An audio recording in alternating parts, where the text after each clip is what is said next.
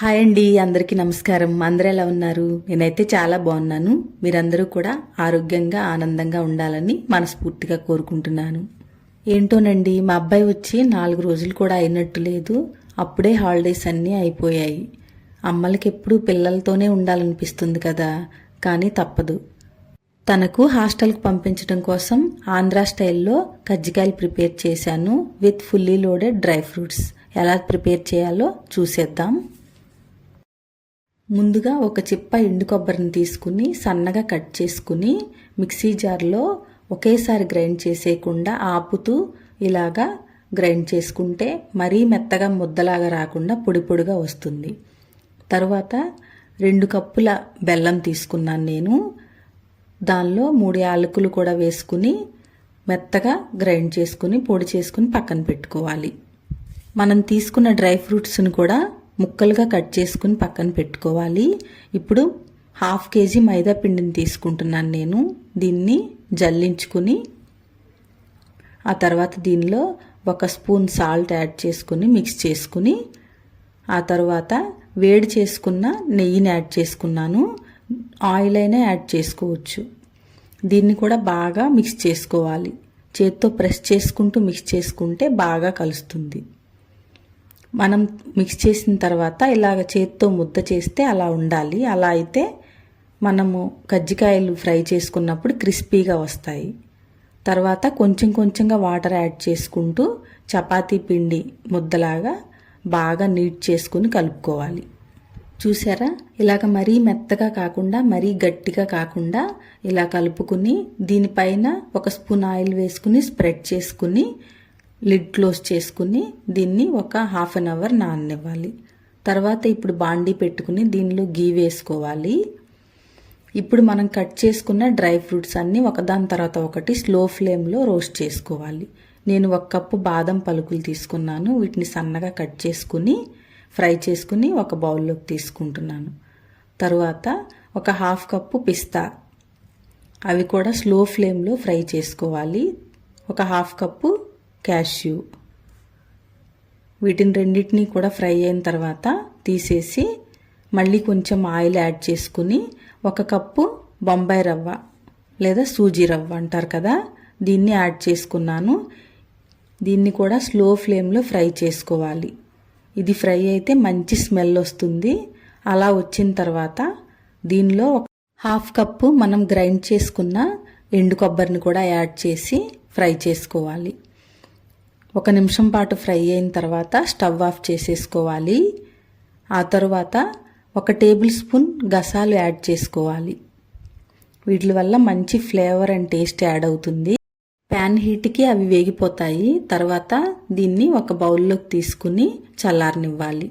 ఇవి చల్లారేలోపు 1/2 కప్పు పుట్నాలు తీసుకుని గ్రైండ్ చేసుకోవాలి. చల్లారిన తర్వాత దీనిలో పుట్నాల పొడి, మనం ఫ్రై చేసుకున్న డ్రై ఫ్రూట్స్, గ్రైండ్ చేసి పౌడర్ చేసుకున్న బెల్లంను కూడా యాడ్ చేసి బాగా మిక్స్ చేసుకోవాలి. గరిటెతో ఇలా మిక్స్ చేద్దామని చూశాను కానీ ఇదేం అయ్యేలాగా అనిపించలేదు. స్టీల్ బౌల్ తీసుకుని దానిలో మన స్టైల్లో చేత్తో మిక్స్ చేసి మళ్ళీ సైలెంట్గా ఈ బౌల్లోకి తీసుకున్నాను అనమాట. కొత్త బౌల్ని మొన్నే తీసుకున్నానండి, మరి అందరికీ చూపించాలి కదా, అందుకోసం అన్నమాట. సరేనండి, ఈలోగా మన మైదా పిండి కూడా నానిపోయింది. దీన్ని మళ్ళీ ఒకసారి చేత్తో బాగా ప్రెస్ చేసుకుని చిన్న చిన్న ఉండలు తీసుకుని ఇంకా కజ్జికాయలు ప్రిపేర్ చేసుకుందాం. మరీ పల్చగా ట్రాన్స్పరెంట్గా కాకుండా అలాగే మరీ మందంగా కూడా కాకుండా ఒక థిన్ లేయర్గా ఇప్పుడు నేను చూపిస్తున్నాను కదా అలా ప్రిపేర్ చేసుకోవాలి. ఫస్ట్ చేత్తో ప్రిపేర్ చేసుకుందామండి. మౌల్డ్ లేకపోయినా సరే ఇలా ప్రెస్ చేసేసుకోవచ్చు. ప్రెస్ చేసుకున్న తర్వాత ఒక 2 స్పూన్స్ మనం ప్రిపేర్ చేసుకున్న మిక్స్చర్ని యాడ్ చేసుకుని చుట్టూ వాటర్తో ఇలా తడి చేసుకుని చేత్తో ప్రెస్ చేసుకోవాలి ఎడ్జెస్ని. అలా ప్రెస్ చేసుకున్న తర్వాత మన ఫోర్క్ ఉంటుంది కదా, ఆ ఫోర్క్తో ఇలా ప్రెస్ చేసుకోవాలి. 2 సైడ్స్ కూడా ఇలాగే ప్రెస్ చేసుకోవాలి. ఇప్పుడు మౌల్డ్తో ప్రిపేర్ చేసుకుందామండి. కజ్జికాయల పేట ఉంటుంది కదా, దానికి సరిపడా చపాతీ ప్రిపేర్ చేసుకుని దాని ఎడ్జెస్ చివర్లకు వచ్చేయాలండి. ఇప్పుడు వాటర్తో తడి చేసుకుని మధ్యలో 2 స్పూన్లు మనం ప్రిపేర్ చేసుకున్న మిక్స్చర్ని యాడ్ చేసుకుందాం. అలా యాడ్ చేసుకున్న తర్వాత ఈ ఎడ్జెస్ 2 క్లోజ్ చేసుకుని ప్రెస్ చేసుకోవాలి. అలా ప్రెస్ చేసుకున్నప్పుడు ఎడ్జెస్ మిగిలిపోతాయి కదా, దాన్ని తీసేసి ఇంకా బయటికి తీసేయటమే. ఈ ఎడ్జెస్ ఎక్స్ట్రా ఎడ్జెస్ ఉన్నాయి కదా, వీటిని నైఫ్తో కట్ చేసుకోవాలి. చూసారా, పర్ఫెక్ట్ షేప్ అండ్ సైజ్తో ఈ కజ్జికాయలు ఇలా ప్రిపేర్ చేసేసుకోవాలండి. కజ్జికాయలు మౌల్డ్ సైజుని బట్టి కజ్జికాయలు ఎన్ని వస్తాయి అనేది ఉంటుందండి. పెద్ద సైజ్ అయితే తక్కువ వస్తాయి, చిన్న సైజు మౌల్డ్ అయితే ఎక్కువ వస్తాయి. అన్నీ ఇలా ప్రెస్ చేసుకున్న తర్వాత ఇవి ఆరిపోకుండా వీటి మీద ఒక తడి క్లాత్ని వేసుకోవాలి. ఇప్పుడు బాండీ పెట్టుకుని ఆయిల్ హీట్ చేసుకోవాలి. ఆయిల్ మరీ ఎక్కువగా హీట్ అవ్వకూడదు, మీడియం హీట్ అయితే సరిపోతుందండి. ఒకసారి చెక్ చేసుకుని మనం ప్రిపేర్ చేసుకున్న కజ్జికాయల్ని ఒకదాని తర్వాత ఒకటి ఆయిల్లో డ్రాప్ చేసుకోవాలి. లో టు మీడియం ఫ్లేమ్లో పెట్టుకుని స్లోగా మంచి కలర్ వచ్చే వరకు ఫ్రై చేసుకుంటే బయటకు తీసిన తర్వాత కూడా క్రిస్పీగా ఉంటాయి. హై ఫ్లేమ్లో పెడితే త్వరగా కలర్ వచ్చేసి బయటకు తీసిన తర్వాత మెత్తగా ఉంటాయి.